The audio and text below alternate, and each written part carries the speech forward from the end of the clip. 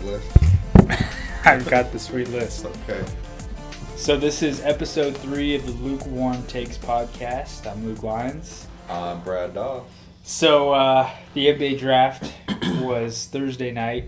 You and I think, agree on watching drafts that it's pointless. There's way better things to do. I drank. That was a much better night spent. Don't know what I did, but I'm sure I spent it better than Yeah. watching a draft. Yeah. So. Watching a bunch of people who could either really be great or be the next Jamarcus Russell of their sport isn't that exciting. Plus, you know who's going to go 1 and 2 pretty much hours, days before anymore because they signed the contracts. Mm-hmm. The trade between Boston and Philadelphia happened a week ago. So obviously Markelle Fultz went to Philly. Lonzo and LeVar Ball are staying in LA, of course. And then kind of maybe a bit of a surprise, Jason Tatum went number 3 to Boston. But overall, who do you think the biggest winner of the draft was? Man, I like the way the 76ers are looking. That team is, I mean, You know what I mean? They've got some players. They do. I mean, you put Fultz in there with Ben Simmons Yep, when he's healthier, and Joel. when he's healthier. I mean, Plus, they've got Dario I was gonna Saric, say, who's going to be the Rookie of the presented Year. Rookie of the Year. Dario Jaleel Saric. Okafor is their backup center. That's a pretty good looking team. I mean, on paper, it's yeah. pretty good. I mean, I could see them, probably coming out ahead in the draft. Best draft, I would say. I mean, I guess if we're going off draft or we're going off outlook after the draft, but I think they helped themselves a lot. I think they got talent there. Yeah. Now let's see how many years they can take to mesh it together, I think. They've got to get healthy. You know, Mhm. Joel Embiid hasn't played a whole season.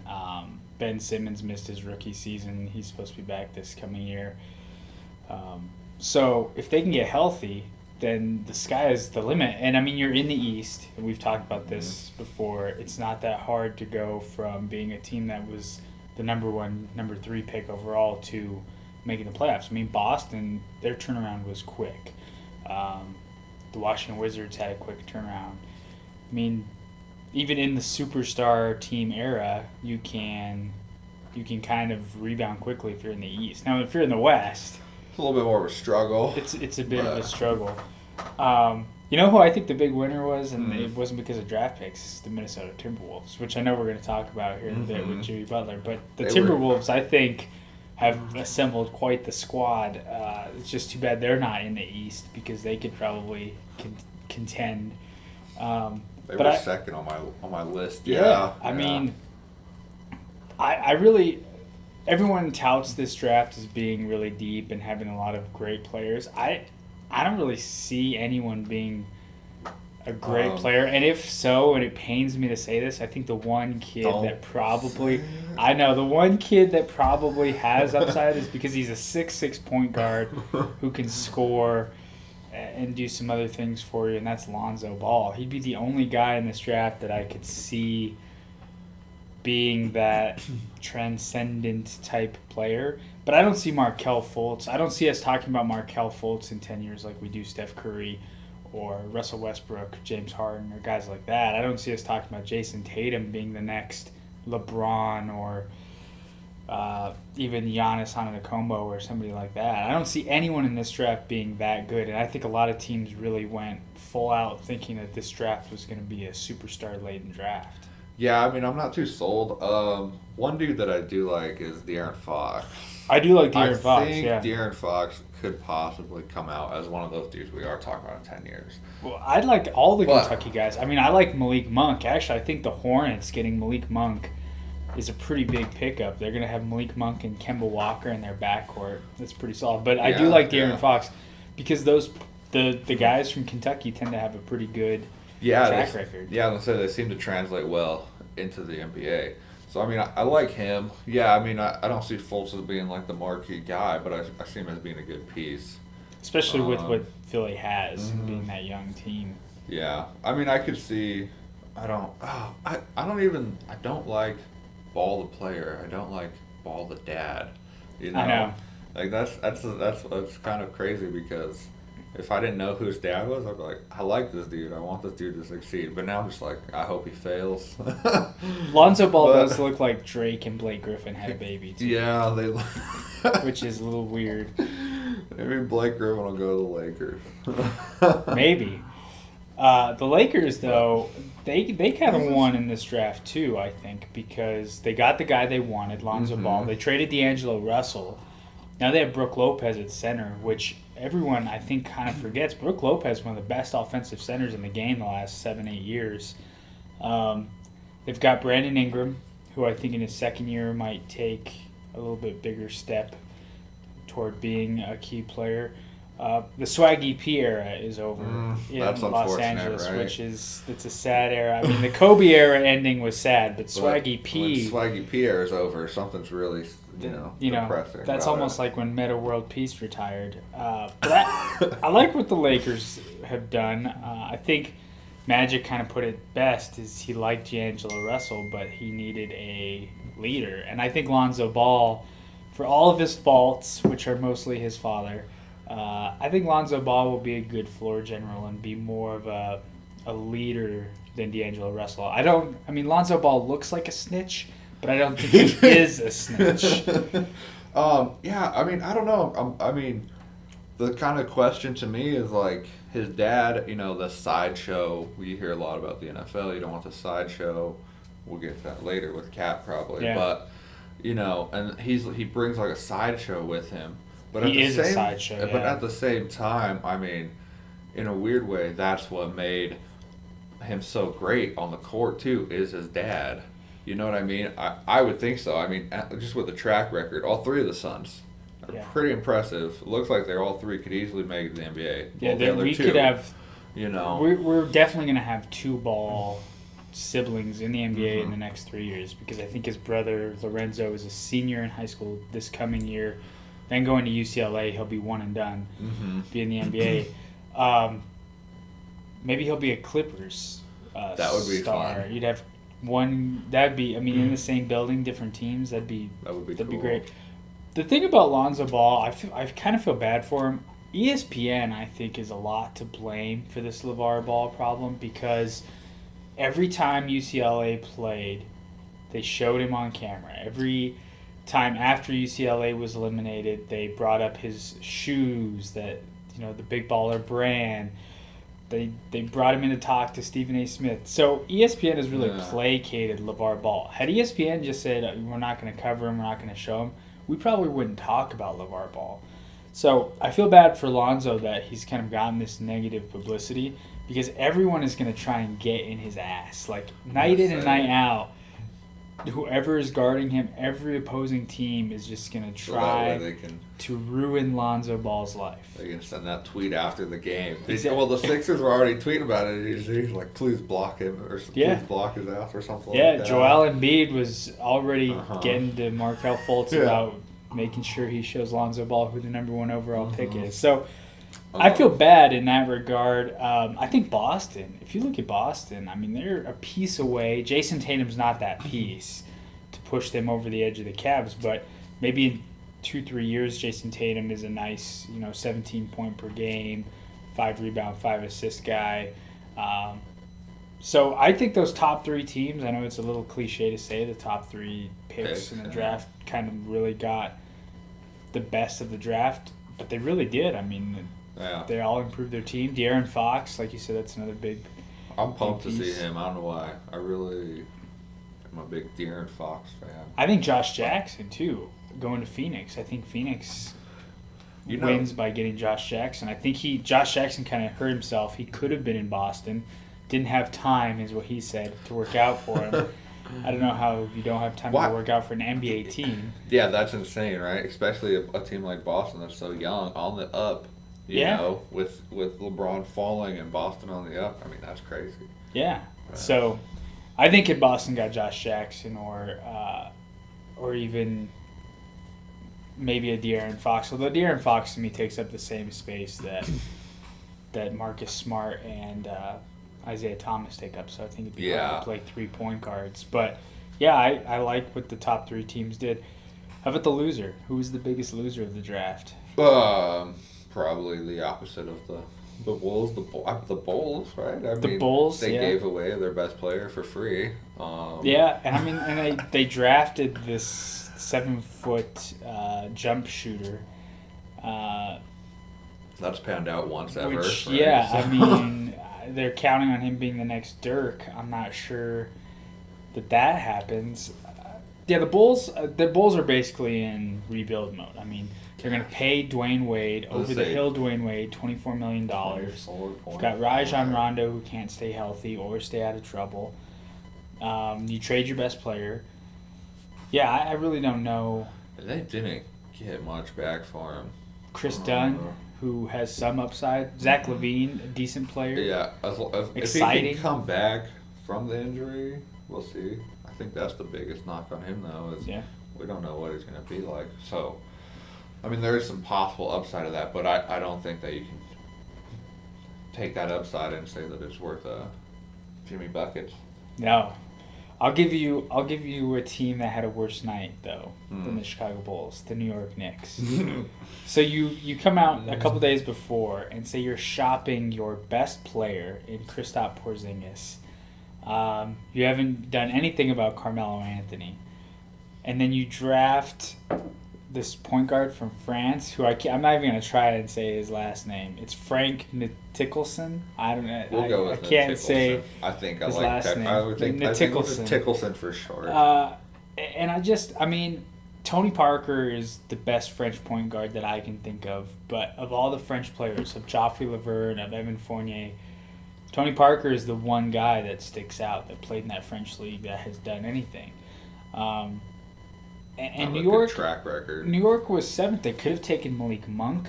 They could have maybe moved up without getting rid of Porzingis to get a De'Aaron Fox, a Josh Jackson. I mean, I thought New York was in a pretty good position, and they just sort of sat idle, and they're probably still going to move Porzingis, which I think is absurd. It doesn't make sense to be in a rebuilding phase when I think they've won 80 games in the last 3 seasons or something like that. Something like that, yeah. Since Phil Jackson took over, they're like 80 and 160 or something crazy like pretty that. awful. Yeah, and I mean, it's like I thought you were already in a rebuilding stage. You know what I mean? They've been rebuilding for at least 6 seasons. Yeah, I mean, I don't know. Phil Jackson's probably the greatest coach maybe of all time, but he's terrible at running a team. Like, he can't run a front office. No, he's got to get out of there. They've got to do something else because it's pretty embarrassing for them to be like this. I mean, and they're hell bent on running the triangle, and I just don't think with the way the NBA is set up today that the triangle can be run effectively. I think in today's it's run and shoot. It's run, shoot, and then play a little bit of defense, and that's how you win. You don't even have to play defense if you don't want to. That's true. We just saw finals where it was like 170 to 165 every I was night. gonna say, like, people see how much people love Jimmy Butler because he plays defense every now and then. He does play a little bit of defense. I know Tom Thibodeau loves defense, so that'll be good news. Another team that had a really bad draft is a pretty local team to us, and it makes it hard to be a Nuggets fan. Yeah. The Denver Nuggets, another rough draft. I don't understand. Trey Lyles? So you're going to bring in Trey Lyles, who was with Karl Anthony Towns at Kentucky and was a nice player, has done nothing in Utah the past 2-3 seasons. And now the Nuggets gave up, their 13th pick for him. They went down and drafted Tyler Lydon from Syracuse, who will probably never see the court. The Nuggets are another mystery to me. It's sort of like the Knicks. I don't know what their game plan is. Exactly. I mean, are they going to make a play for Gordon Hayward or Blake Griffin or PG-13? Do they have enough to sign any of those guys? I was going to say, I don't know their cap space, but I just can't imagine that any of these top-flight players are going to want to come to Denver and play. Nikola Jokic is a exciting prospect to play for because he's that kind of point center. He's a good passer. You kind of are going to get shots created for you off of Jokic's stretching of the floor. But it's not playing with LeBron James or playing with Russell Westbrook or James Harden or any of these guys going to the Spurs, who the Spurs had a really good sneaky first-round pick. They got Derek White from CU, which is a fantastic story. If you don't know about this, he was like 4'10". his senior year in high school. He was like 5'5", I think. His senior year in high school, he looked like a child. Didn't get any D1 offers, even though he was a stud, and then ends up going to the CU for his senior season, and now is going to the San Antonio Spurs. He went to UCCS awesome. up in Colorado Springs. That's crazy, and that's cool. But yeah, you're right. I mean, is Nikola Jokic attractive with maybe $18 million a year for a guy like Gordon Hayward, Blake Griffin? I mean, I just don't see like CP3, Blake Griffin, Paul George. I feel like those guys are going to go to a team that's going to compete. They're going to go to a super team. A title. Yeah. You know. Not the 7th seed in the West. Definitely not. Yeah. So I mean that, I don't know their game plan. I wish I did. Yeah. I don't know who they're going to bring in though. And the guy that I was hoping they just gave Tim Conley, the GM, a contract extension. I don't know why. But the guy I was hoping would someday run the Nuggets front office is probably about to run the Cavaliers front office in Chauncey Billups. So that kind of even takes the luster of maybe 2-3 years down the road, maybe Chauncey can come in and clean up the Nuggets. But now that might not even be a possibility because he may be running the Cavaliers. Yeah, and that would have been so cool to have Chauncey running it. So. But I thought the Nuggets draft was pretty shaky. I didn't see him improving. No. Really. Whereas you could say the 76ers definitely improved. Yeah.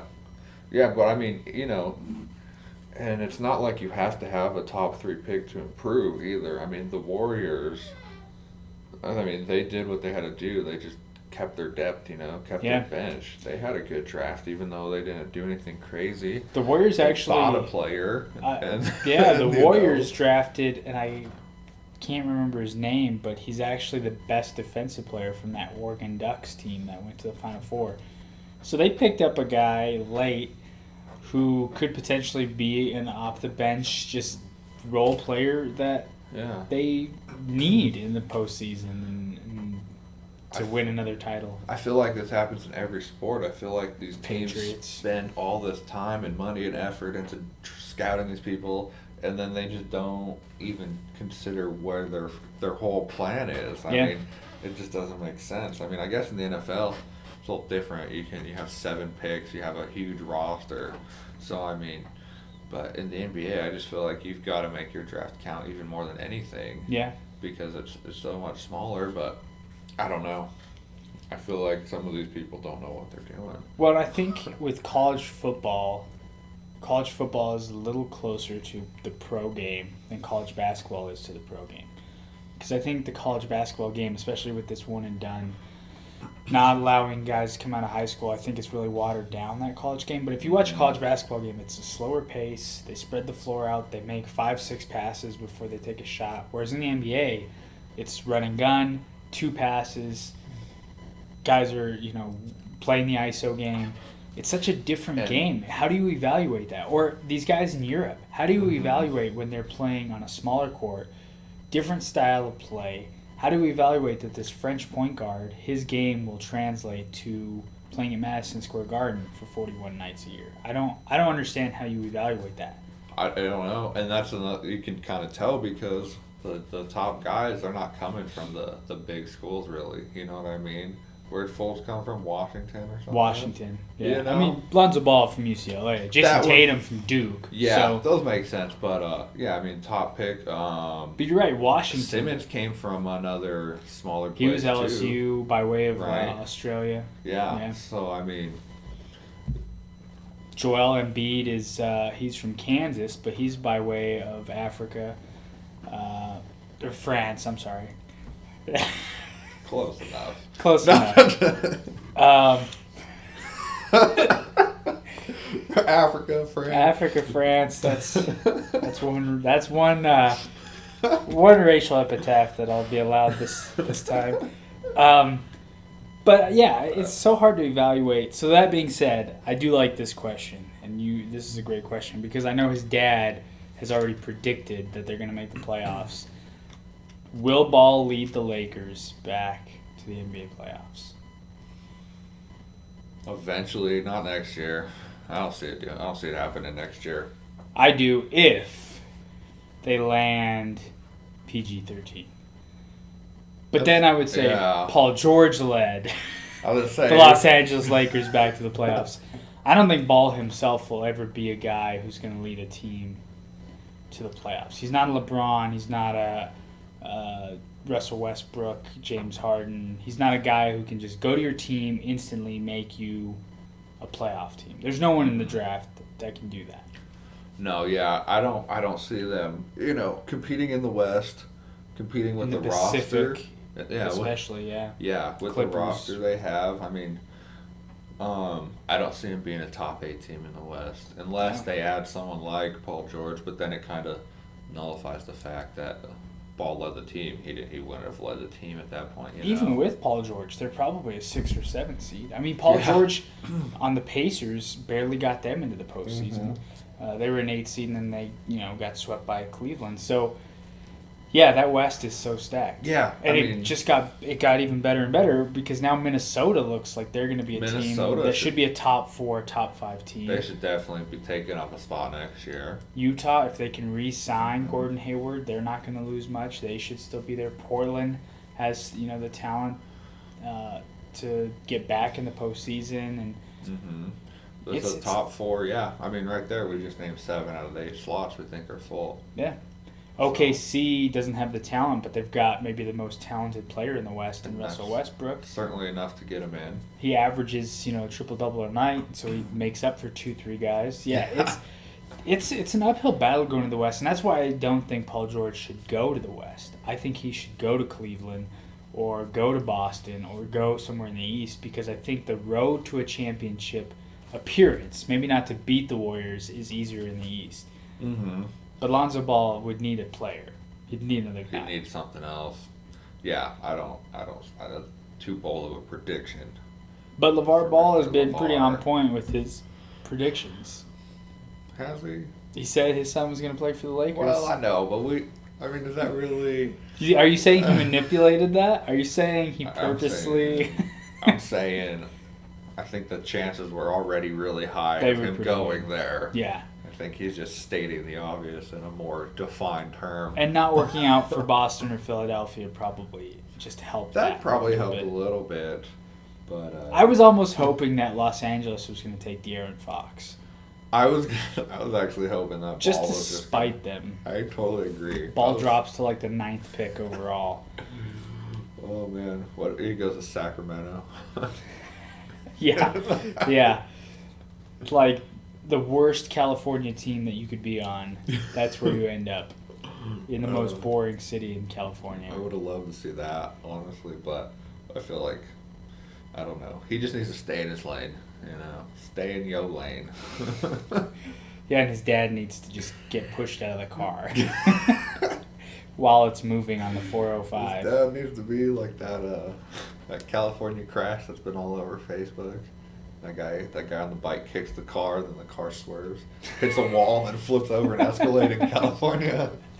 That needs to be LeVar Ball. Yeah, LeVar Ball needs to be. Metaphorically speaking. Boom, clearly. We don't want anyone to really. No, I don't think anyone died in a car crash. They just learned a lesson. That's all. He just needs a lesson learned, But what happens? What happens if Lonzo Ball becomes a star? Oh God! Then LeVar Ball's head just gets bigger and bigger and bigger. He's the epitome of helicopter. He's the Rambo of helicopter dads.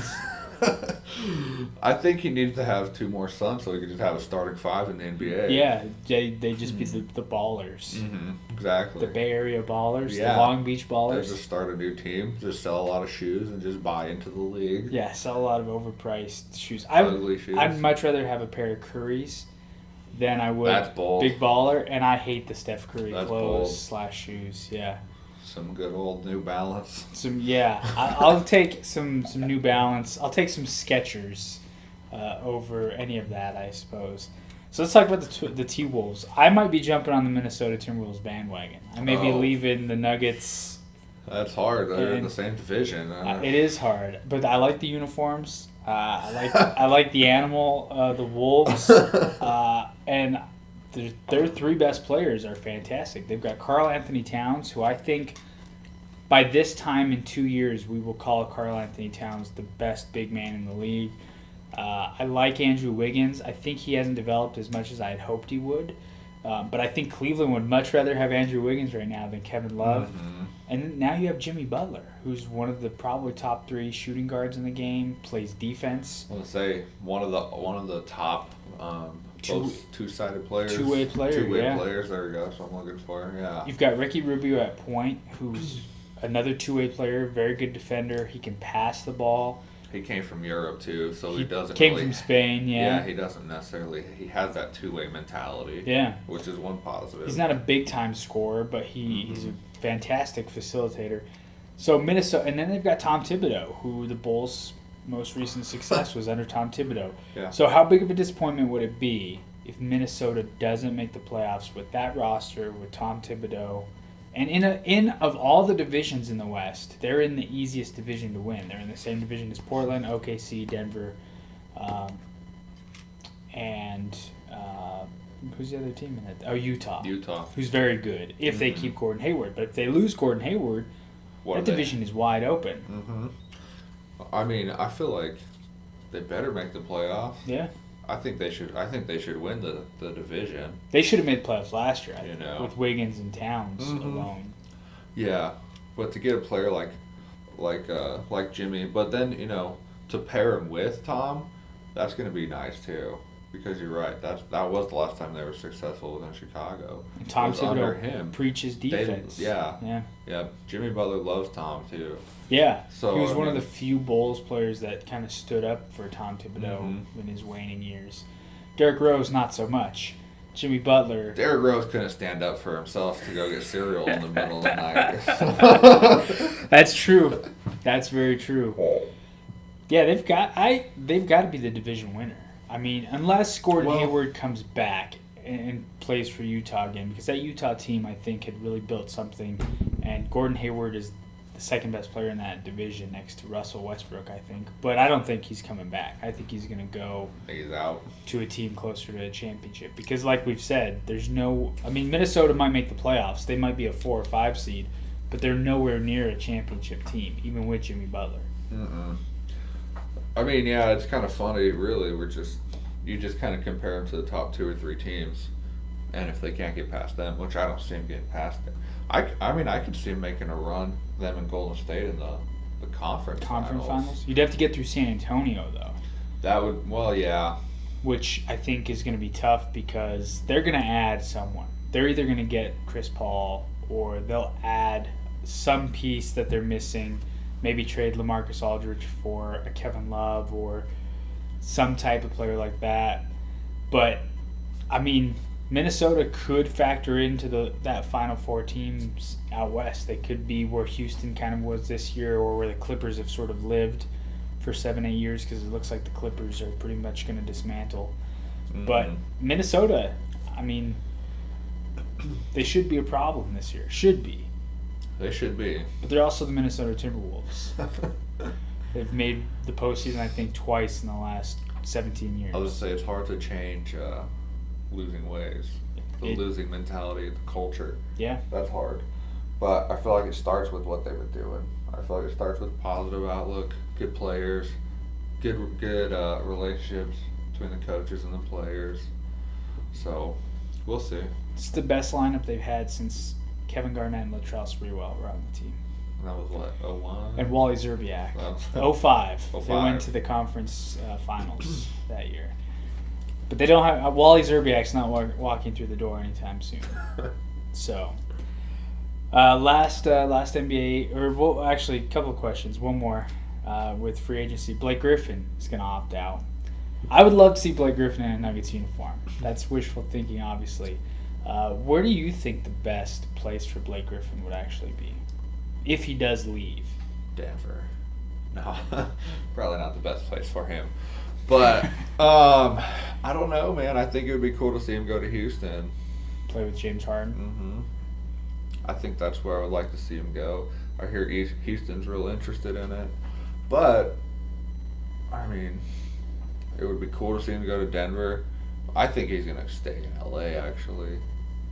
Like in a Clippers uniform or Clippers. Trade it for the gold and purple? No, I think he'll stay with the Clippers. You think he's just opting out to see what Chris Paul and the Clippers do? Yeah, that's what I personally think.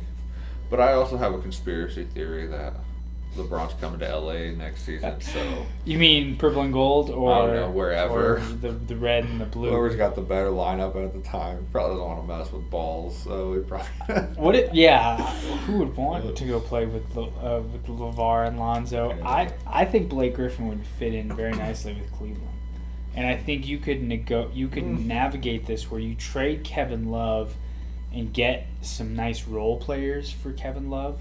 Maybe get a younger bench.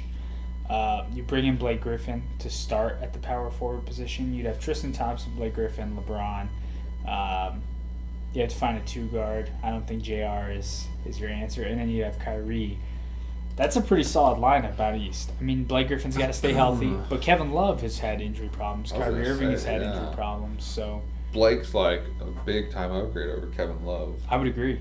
You know, I mean they're the same style, but he's a lot better, I guess. Blake Griffin gets to the basket better than Kevin Love. He's a little bit more of a physical presence, I think. Yeah, I feel like he can affect the game a bit more on both ends of the field. Yeah. Court, whatever. Whereas, Love, he just wasn't doing much offensively. Definitely not in the finals. Well, on defense too. Much actually. Yeah.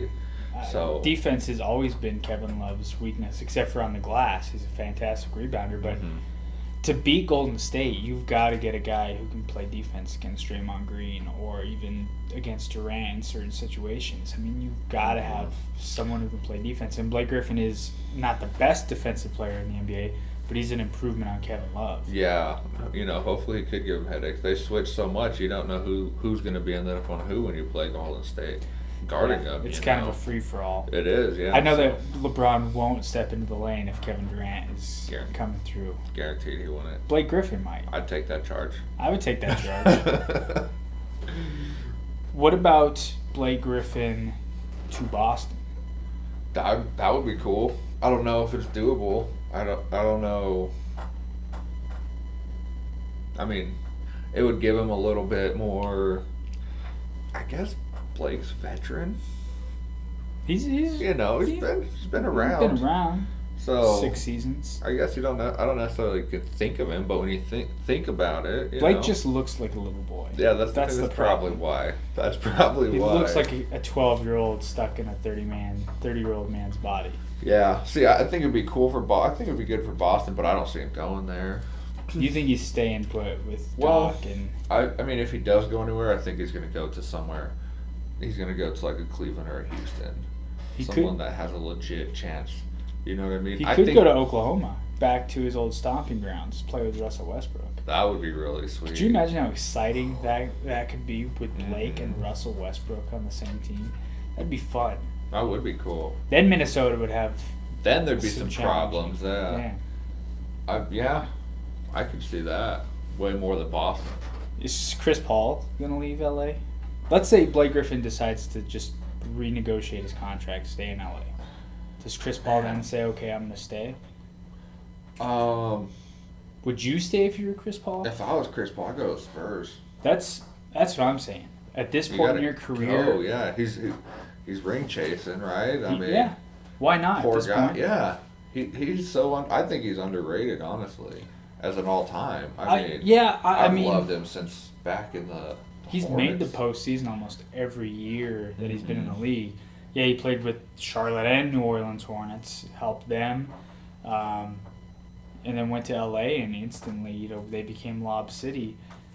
You're right, he is underrated, I think. So why not go chase that ring? Why not go to San Antonio where you're that much closer? Because I don't think this LA Clippers team wins. They're never going to win a championship. They're never going to get to a conference finals. I just don't think that DeAndre Jordan, Blake Griffin, Chris Paul are up there with even Kawhi and LaMarcus, and obviously not the Warriors. So what are your incentives to staying other than maybe getting paid? A little bit more, yeah. Or the integrity of, hey, I didn't go chase a ring? Exactly. They've got so much money. He's got so much money. He doesn't have. I feel like he's got to go to those the State Spurs. Farm commercials probably pay more than his NBA contract. Probably. Yeah. So I feel like you got to go down to San Antonio, enjoy the Riverwalk. Why not? Try to take down the villains over there in the Bay Area. I'm not a big. I don't root for San Antonio, and obviously, and actually, I do. I have a correction from last week. I said Tim Duncan had 4 rings. He's got 5. I thought so. He's got 5 rings. So, yeah. I don't tend to root for San Antonio, but would you find yourself rooting for them if they brought in a Chris Paul and could take down the Warriors? Yeah. I mean, I found myself rooting for him this year. Same here. Already. And I like Kawhi a lot. Yeah, I like really Kawhi too. Leonard. I think that's why I like the Spurs so much. I feel like they just fly under the radar. They don't get enough, no one talks about them, but that's kind of their game plan. Yeah. That's really, they don't want the hype. They would never bring in a ball, bring in a Lonzo LeVar ball. That's not their style. They like to be low key and they like to be good and compete every year. They keep those sort of cancerous type players out of the locker room, and that's why they've had this 20-year run that they've won 5 titles and been close almost every year because, like you said, they don't bring in LeVar Ball with this and they have guys like David Robinson and Tim Duncan. And Popovich is probably the best coach in the NBA right now. Yeah, I agree. And what was I going to say? That CP3 would never come to the Nuggets. Probably not. No matter how much anyone no matter how much they paid him. Yeah. There's not enough money in the world. Yeah, I mean, the Spurs, the only reason I really hated the Spurs is because they kept kicking the Nuggets out of the playoffs. That's where I lost my interest with the Spurs. But now that they haven't really... Everyone has kicked the Nuggets out of the playoffs. So, and now the Nuggets kick themselves out of the playoffs. I was going to say, I just remember the years when we were going in hot. I'm like, all right, we got this. And then the Spurs kick us out of round 1. So that's where my distaste for them came. Yeah. But now, I was already rooting for him. I hope CP does that. I love it. So regardless of the moves that happen, Golden State is still the best team in the NBA. They don't have to make a move. I don't think a team can make a move right now that would push them over the edge, unless Cleveland got Paul George and maybe Kristaps Porzingis or 2 star players. But then again, if no one in the East can make a solid move, Cleveland still looks like the best team right now. So will it be Cleveland and Golden State again? I mean, could we right now say that we're going to see part 4? Yeah. Yeah. Yeah. Yeah. I was going to say the only thing I could see would be the Spurs. But with Chris Paul or someone. Yeah, but still, I think LeBron's in there already. Write him in. And then I think that, the Spurs might take him to 6 games, maybe. If Kawhi stays healthy, yeah. But I think we're going to see a part 4. I'd be okay with that. I like the rivalry between Cleveland and Golden State, but I don't want to see Golden State win. Yeah. I want to even it up. I want 2-2. I want a best of 7 final series. By that time, LeBron will be 37, and we'll have to wheel him in. I want them to both win 3, and then I want the decisive. Yeah, and then in 30 years, we'll have a 30 for 30 about the 7 straight NBA championships. It'll be like the Lakers and Celtics in the 80s. It'd be, on one hand, it'd be great. On the other hand, I would like to see some of these other guys have the opportunity to win rings. I'd like to see Chris Paul get a ring. Yeah. Would it be good for the NBA if they did go 4 parts, part 4? If they're good series, I think so. Yeah. If we can get another 7-game series. But if the Golden State Warriors just destroy Cleveland every year and it's a foregone conclusion, I think it's bad for the game. But, we're almost to July and we're still talking about the NBA. That's good for the league. You're right. Most years right now we're already looking forward to training camp. We're already looking forward to preseason football, which is almost as bad as watching a draft. It's bad football. But, that's just the state of sports in the country. This year we're talking NBA and there's excitement building around baseball. So I think the league is in a good spot. When people care about your draft as much as they did this year, it's usually good news. The NFL's made it quite a spectacle, their draft. Yeah. The fact that the NBA draft, the NHL draft, did you catch that one? Oh, that happened? I caught the expansion. I didn't watch the expansion draft, but maybe that's I saw. What it was. No, you're right. The NHL draft is actually going on right now, rounds 2 through 7, because there's 7 rounds of the NHL draft. If you didn't know that, because they also have a minor league system. And Thank you. Yeah. Learning. Yeah. So let's talk NFL. We've been wanting to get to this topic for the last couple weeks, and we haven't. So Colin Kaepernick is still a free agent. Colin Kaepernick last year had 14 touchdowns, 2 interceptions, I believe. That team was horrible. The 49ers were horrible. But this is a guy who helped lead that Niners team to an NFC Championship game. Then the next year to a Super Bowl. They trailed in the Super Bowl, and he almost led them to a comeback. And then he sort of battled the same inconsistency that his predecessor Alex Smith did. That he's had a bunch of different coordinators, coaches. Half of his team is retired or been traded or been brain cut. Injuries. They left. Yeah. So why? Is it because of the national anthem? Is it skill? Why is Kaepernick a free agent right now? Man, it's hard to say. Well, for one, I really don't think he's that great of a fit in most spots. I think that, like, Houston Texans, I think that would be a good fit for him. Especially if you have Deshaun Watson. If you're going to build your system around Deshaun Watson, you could say, well, Colin Kaepernick is kind of a similar quarterback. We wouldn't have to adjust our system. We would just have to plug in and I mean, quarterback. Yeah, exactly. They're planning for the future. It's not like you can still run the same type of offense, either one. Yeah. So I think bringing in Collins like Houston would be good, but yeah, man, it's just such a negative feeling around Colin Kaepernick, which is absolutely crazy that people don't want to give a shot on Colin Kaepernick. Like, he didn't go out and do anything crazy, didn't get in trouble, didn't get arrested. Didn't shoot himself in the foot, didn't start a fight in a nightclub. Didn't beat the shit out of his girlfriend. Yeah. Didn't knock his girlfriend out in an elevator.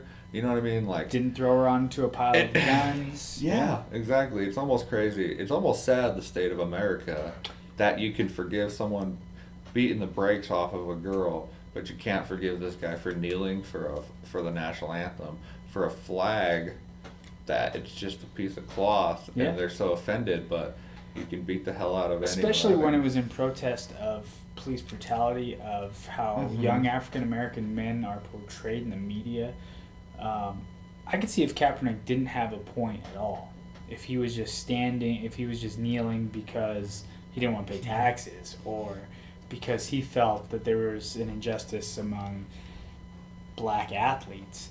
But this was a big statement. Other players, including the Broncos' Brandon Marshall, did the same thing. Like, there was solidarity throughout the league. So why Kaepernick? Why is he the one guy? They don't like leaders. America doesn't like leaders that aren't white.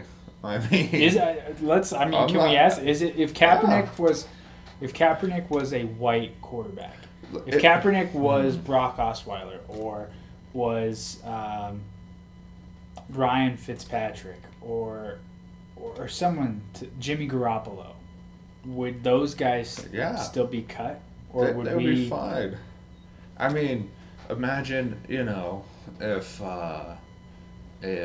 Brock Osweiler took a knee and put a blue stripe on his helmet or something, Oh, they'd hail him as a hero. You know what I mean? Yeah, he'd be a hero or something. He's standing up for police. Taking a stand. I mean, it's just like, it's crazy to me. It is. It's no matter how you spin it, it's based off of his skin color. Yeah. I think. I don't see how else you can spin it any other way. So I'm a Bears fan. And I would take Kaepernick right now over the two yahoos, Mitchell, don't call me Mitch Trubisky, and Mike, Minivan Trubisky. and Mike, yes, they paid me $15 million a year, Glennon. I would take Cap over either of those guys. Cap has at least proven that he can play in the NFL at a high level. Now, is he as good as he was 2-3 years ago when he was running all over your Packers in the playoffs and leading the Niners to a Super Bowl appearance? No. But he still has talent. He played well last year for a depleted team.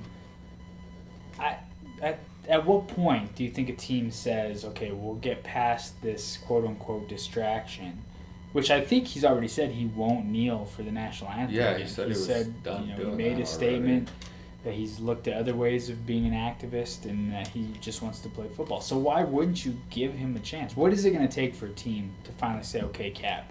we need you in here? An injury to a star quarterback? Yeah, I think so. I mean, that's really what I see.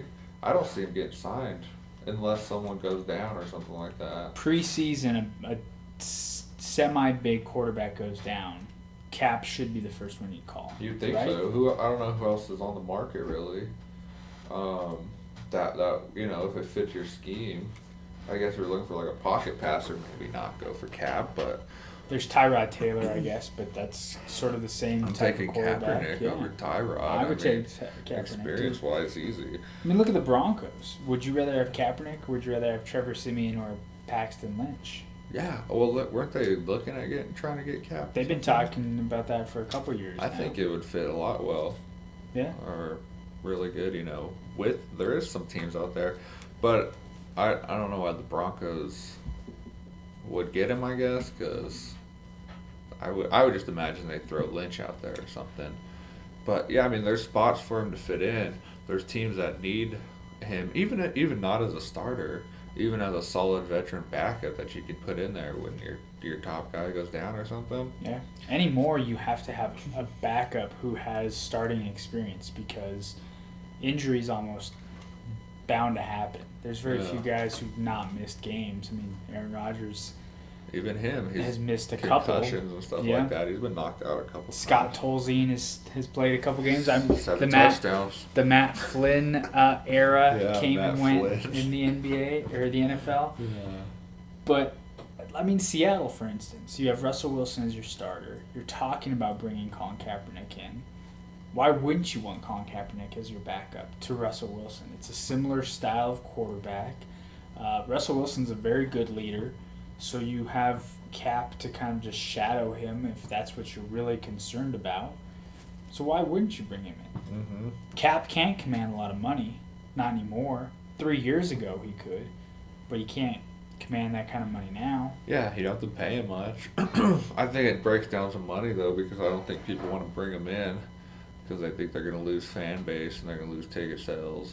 But how many Americans are not going to go watch a good football team play football because one guy on your team has these political beliefs? Valid point. Yeah. I mean, maybe owners don't see it that way because owners are rich white guys who think that only rich white people spend money on sports. Mm-hmm. And realize that minorities are a bigger contribution to sports than white people are, typically. Mm-hmm. Except, I guess, if you live in, like, Nebraska or there's only predominantly white people. Population. Yeah. But, I mean, San Francisco, Oakland, you've got a predominantly African-American fan base. I can't imagine too many fans disagreed with Kaepernick in San Francisco, which is one of the most liberal cities in America. Yeah. So it was the media blowing it up across everywhere. The funny thing is like he did it for 2 or 3 games before they even noticed it. Yeah. Then they noticed it and like, gonna harp on this for another 12 months. It's like LeVar Ball. I'd much rather listen to them talk to them have Colin Kaepernick, who has a valid point, who is smart, who is passionate about this, than hear LeVar Ball argue with Stephen A. Smith. But that's the problem with our media, is our media can spin things however they want. And I think our sports media is not as... It's hard with the 24-hour sports. Yeah. There's really not How do you enough fill to it? talk about. Yeah. You've got to find shows for those talk shows that air for 2 hours, 3 hours every day. You've got to find your LeVar Balls. And you do. You got to start digging. And I mean, I don't know though. It's crazy because Kaepernick, I think that maybe in 10 years, 15 years, something, I don't know. I think down the road, we'll look back at it and be like, wow, that was really great what he did. Like, almost like taking a stand for something on such a national stage. But of course they want to freaking execute him now for it because it's different. I mean, no one liked Martin Luther King either until he was assassinated. You know what I mean? Yeah. And then 20 years later, they put in your textbooks to try to tell you how great America is. I think the key to this is just that white people are horrible. And I agree. That's the moral of this story. I agree. I think I'm self-hating white. Yeah, I am.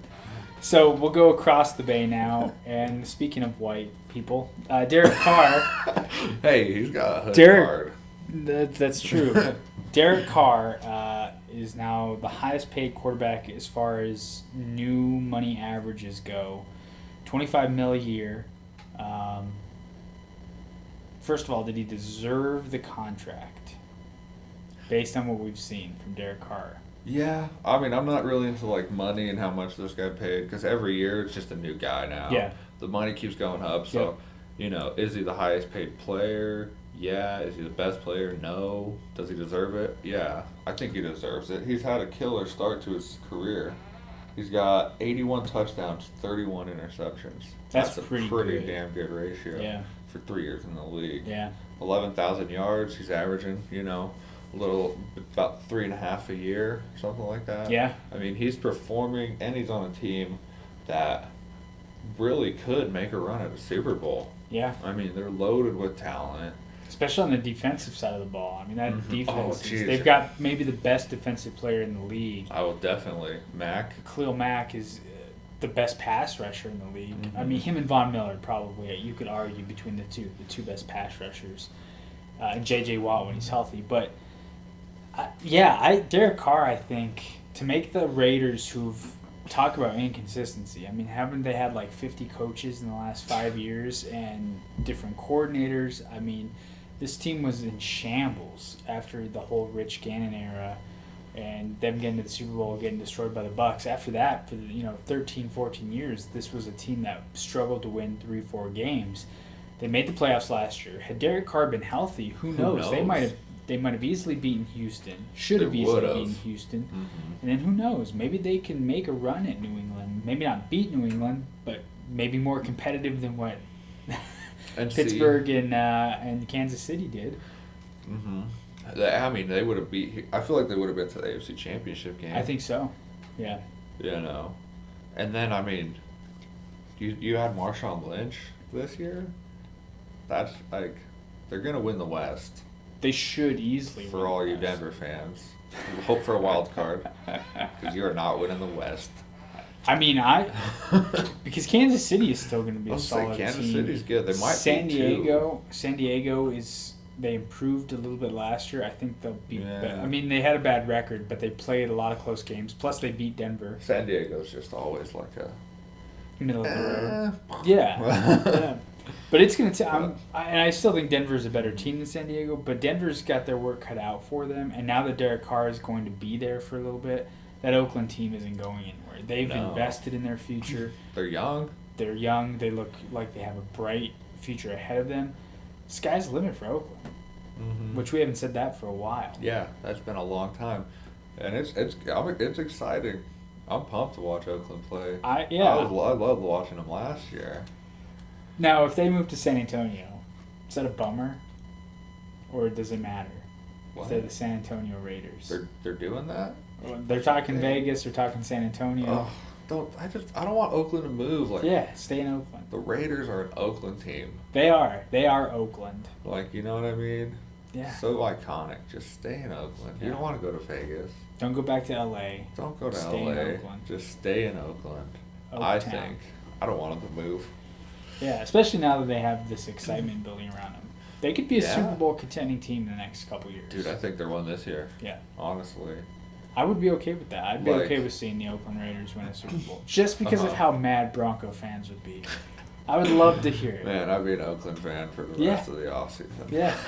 Salty Bronco fans just everywhere. Dude, I mean, I don't see the weak point in them. Their wide receivers are great. They got Marshawn Lynch. They got a good quarterback. Their defense is pretty stacked. Yeah.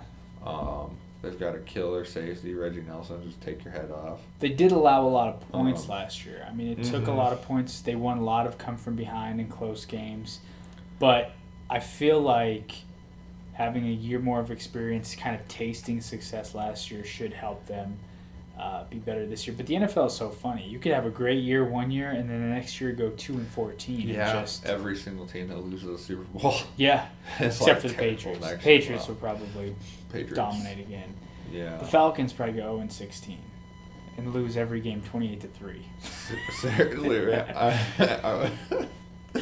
28-3. 28-3 every game. Like, that's just their entire season.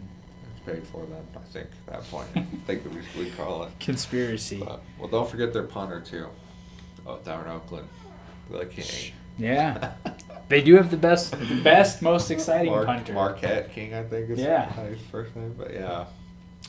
So, I don't know, man. I'm excited for Oakland. See We're what only they do. a month away from the Hall of Fame game. Month and a week. We'll see if they cancel it this year. Yeah. So let's talk baseball. Something else we haven't done. We'll wrap up the show with baseball. Let's start locally. Let's start with the Rockies. The Rockies are in second place in the West. They've lost 3 in a row, but before that had won 6 in a row. They were rolling.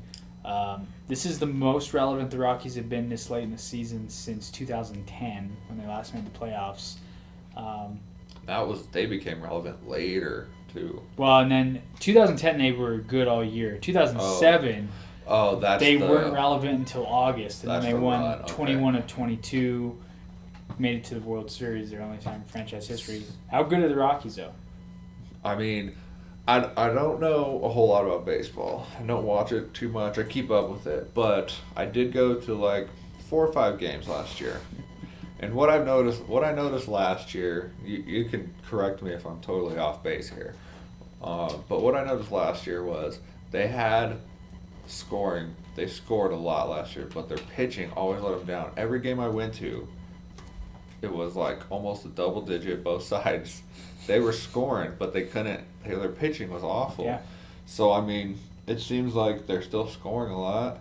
So, I don't know. Their pitching seems to be better. Did they pick up people or something, maybe? I don't know. You inform me of that, more detailed information. So, the joke has been for the last couple of years is the Rockies would be up 5-6-0 going in the 5th, 6th inning. And what you would say is, oh, well, the Rockies are winning, but here comes the bullpen. So, they're gonna blow this game. And they did a lot of times. This year, they're not blowing those leads. Their bullpen has improved. Their starting pitching was good last year, but the problem was the bullpen. Okay. But this year, the starting pitching has been phenomenal. They've done it with John Gray. They've done it with this Sanzella kid who's really kind of come out of nowhere. So they've done a really nice job with their pitching. The best free agent pickup all offseason last year looks like it was Greg Holland because he's been a stud as the Rockies closer. And getting to him has not been an issue. The middle relief has been really strong for the Rockies. And then you have a shutdown closer. And that's when you have that, you can, if you score 7 runs and you have a bullpen that's not going to blow leads and you have a closer and come in and, seal those tight games up, you're going to compete for a pennant. And I think the Rockies lineup, like you said, I mean, you've got Nolan Arenado, who is right now arguably the best player in baseball. You've got Cargo, who's struggled, but he's still one of the top power hitters in the game. You've got Charlie Blackmon, who's come just roaring out of the gates this season. He might be an MVP candidate. Trevor Story, who had that big start last year, has kind of struggled this year coming back from injury. They brought in Ian Desmond. That's paid off. That was a big free agent acquisition. They've got DJ LeMahieu at second base. I mean, this lineup is stacked. They're a good young team. The one thing I would tell Rockies fans, though, is slow your roll because with baseball, stay in your lane. And they know this better than anyone, is if you get hot in July, August, anything could happen. The Giants could get hot in July and August. They could come back. They could end up finishing second to the Dodgers. The Dodgers are the best team in the NL, I think. That pains me to say that. I'm wearing my Chicago Cubs shirt. But the Rockies, if they can stay consistent, if they continue to pitch, I think they'll be a playoff team. And I predicted that before the year. I said they'd be a wild card team. But I don't know if they're the best team in baseball. I don't think they're the best team, but I'm glad that me talking made some sense then. Yeah, you were right on. Yeah. So maybe I know a little bit more than I had imagined. But I mean, it's good to see the Rockies do well because I feel like that's one of the most supported franchises in MLB. Yeah. And I feel like we haven't really gotten the baseball we deserved a lot of years. So it's nice to see them actually doing well, for their fan base. because you go to a baseball game in Florida, they can win. Oh, man. They can win it, and there's no one in the seats. Yeah. Well, You Coors know. Field is a gorgeous ballpark. There's amazing it's there. A great atmosphere. There's things to do around the It's ballpark. right downtown. It's in a great spot. The other big thing the Rockies did is they brought in Bud Black as their manager. That's been huge too, replacing Walt Weiss. But you're right, it's a well-supported team. It's a team that I think fans have wanted to see this kind of baseball for a while, and now they're finally getting that. And when you look at the team that they came in with, the Miami Marlins, who were Florida Marlins back then, yeah, Miami doesn't sell out any game ever. And they have a nice new ballpark. They changed their colors. They've got Giancarlo Stanton, who's one of the best players in the game too. But they don't contend, and now the Rockies are contending, and the Rockies also have nice-looking uniforms. I think that helps too. They've got a good color scheme. Big And uniform guy. I'm a uniform guy. I am. I'm a uniform guy. That's why I like soccer. Yeah. Because the kits, Yeah. they've got nice kits. They've got some cool uniforms. So now let's talk more depressing baseball news. Going up to Chi-Town. The Cubs have had a bit of a hangover this year. But they're still in it. They're only a game and a half back of the Brewers in the Central. Do you think they'll repeat? I know you don't follow baseball quite as much as I do, but do you think they'll repeat? I don't follow it as much, but I follow it enough to think that they won't repeat. Yeah. Now, like you said, baseball's hard and it's streaky, but going off the play so far, I feel like it's very possible they make the top four. I feel it's possible they get into the playoffs, but I don't see them competing with like the Dodgers or something like that. Their pitching is bad. Mm-hmm. I mean, John Lester's starting to look old. John Lackey is old. They're figuring out Jake Arrieta. Kyle Hendricks was an anomaly last year. Their bullpen's okay. I mean, Wade Davis has been great as their closer, but yeah, the Cubs, and it's feast or famine. They'll either win 11-1 or they'll lose 2-0. Like there's no, in between. It's just it's a hot and cold kind of offense. I think losing Dexter Fowler has a lot to do with it too. Not having that solid leadoff. Although Anthony Rizzo has raked as their leadoff hitter, but can you imagine a 6'4", 270-pound leadoff hitter? He's not going to leg out infield singles. That's not happening. And then not having David Ross in the clubhouse, sort of that older veteran coach/player kind of guy, has hurt them too. But so here's a question. This is something I need help with. This is going to be a little therapy session. So I've become greedy now after watching the Cubs win a World Series last year. And I want a dynasty now.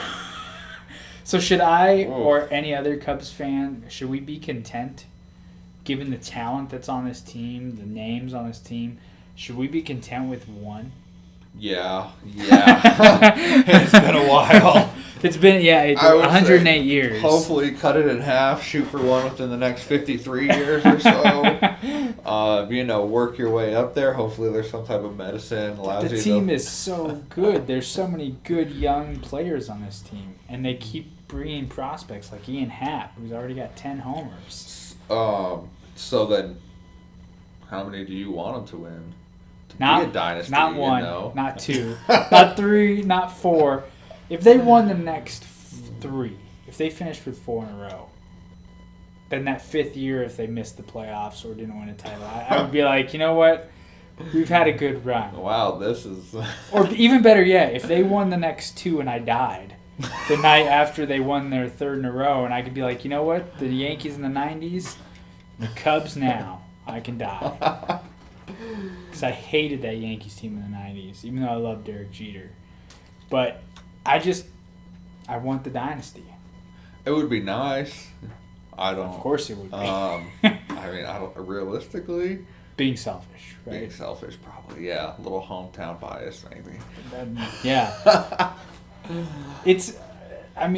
Baseball is so hard. It's streaky, like you said. Who knows? If they can win 11, 12 in a row. As long as they stay in striking distance, get into the playoffs and play hot, they might be able to, you could sweep to the World Series. Who knows, really? Yeah. And that's kind of the nice thing about where they're at right now. They're not 10 games under 500. Mm-hmm. They're right there. They've played 500 ball. If they win 11, 12 in a row, then they're looking at leading the division by maybe 3 or 4 games, and it's a whole new story. You start playing with confidence. Your pitching starts to relax a little bit and starts, checking the ball, throwing some strikes, anything can happen. So I'm not too depressed. I'm not too worried about the Cubs. I think there's always a hangover. And the last team to repeat was that team in the 90s, that Yankees team in the 90s. I mean, we haven't had back-to-back World Series champions in 20 years almost. So it's a tough sport to go back-to-back. It's also a tough sport to go wire-to-wire. The Cubs were the best team in the majors last year for most of the year. The Royals were the best team in the majors most of the year before that. Otherwise, we've seen wild card teams. We saw the Rockies win 21 of 22 and end up losing to the Red Sox, who were just that much hotter. We saw the Red Sox come back from 3-0. I mean, baseball's, like you said, it's a streaky game. It is. I feel like there's so much confidence involved in baseball, more than maybe any sport. Yeah. Well, Yogi Berra, the famous quote is baseball is 90% mental and 60% physical. Isn't that what he said? What did he? I thought it was something like it's 90% mental and the other 10's just in your head or something like that. Something to that effect, yeah. I don't know.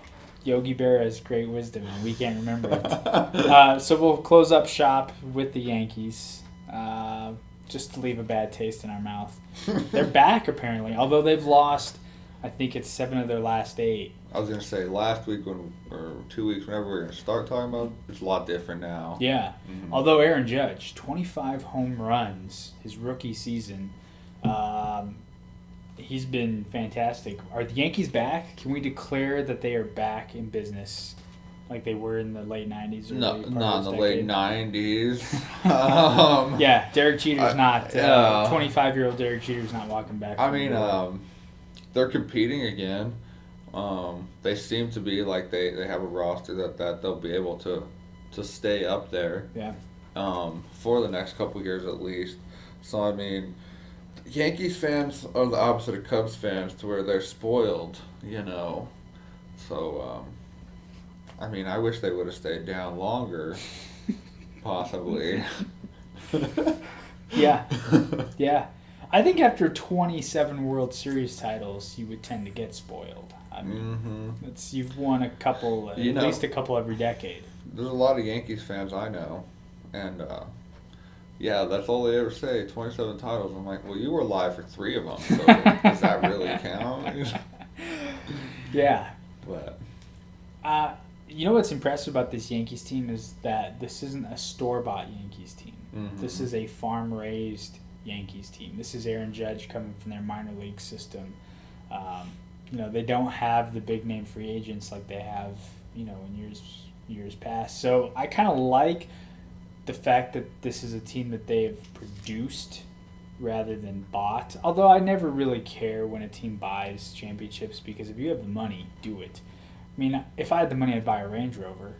So why wouldn't you buy, players? I'm fine with that. Yeah, I think that they kind of backed away from it because it wasn't panning out. Yeah. For him, When sabermetrics kind of got introduced, it changed things. Yeah. It's pretty hard. I feel like in any sport anymore. Maybe not basketball. Even basketball though, like the Warriors. Yeah, they drafted Draymond, Clay, and Steph. Yeah, I was gonna say that they didn't buy that team. They lucked out with 3 really great draft picks. So I mean, I feel like a lot of sports, when you do go after that top flight free agent and pay him a bunch of money, I feel like you just never get the production out of them that you did before the contract. I feel like it's hard for them to put the same effort in with that big of a payday. You know what I mean? Like, it's just these guys' jobs. When I feel like too, these guys who command the big contracts, the A-Rods, etc., they have such ego that it makes it hard for them to fit in with the team, and then the team chemistry isn't great. But when you raise a team together, like this Cubs team, this Yankees team that's young, this Rockies team that's young, the Dodgers have kind of been raised together.